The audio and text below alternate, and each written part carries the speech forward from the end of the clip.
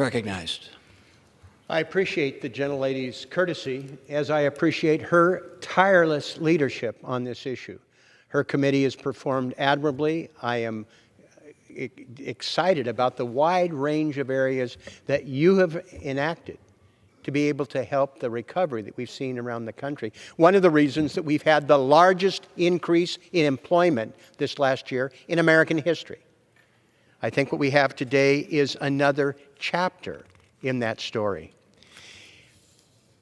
Over 2 years ago, I received countless late-night texts, phone calls from the independent restaurants in my community. Portland, Oregon is known for its restaurant scene. We set to work, listening to them, to come up with an approach that would meet their needs. The so-called Paycheck Protection Program was not adequate. They didn't even know if they were going to be in business, let alone paying back a loan. We developed this grant program after consulting with independent restaurants all across the country. The neighborhood bars and restaurants were the hardest hit since the beginning of the pandemic. They were the first to shut down in March of 2020, and they accounted for a quarter of the job losses, 5.5 million workers in April 2020 alone.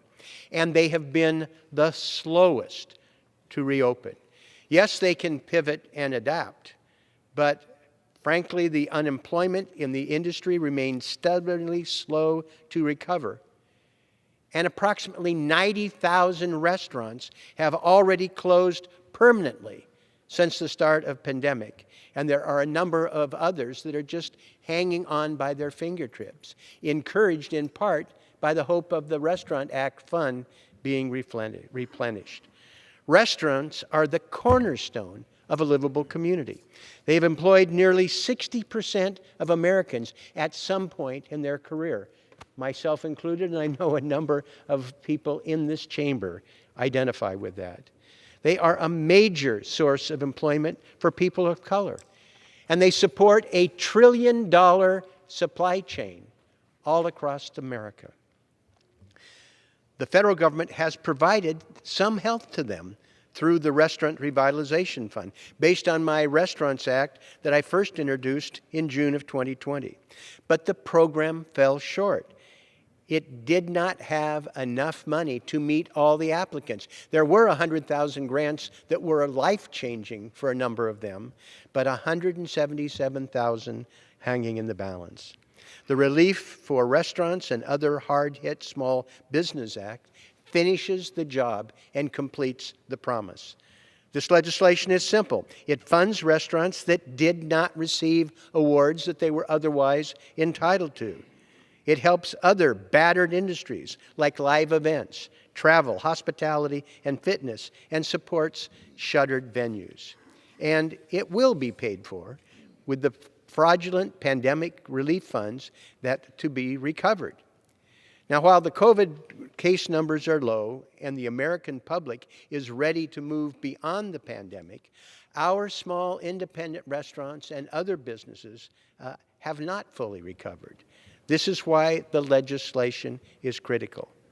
It is a response to very real challenges, thinking about what they faced in terms of that brittle supply chain, what they faced in terms of changing regulations, the public being deeply concerned in terms of health.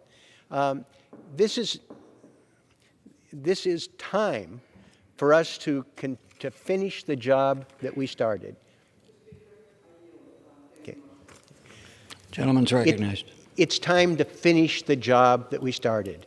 We don't want any ruthless free market ideology getting in the way of these hardworking, innovative people who've put their lives and careers on the line, investing everything, hoping that they could have the promise of the Restaurant Revitalization Fund fulfilled.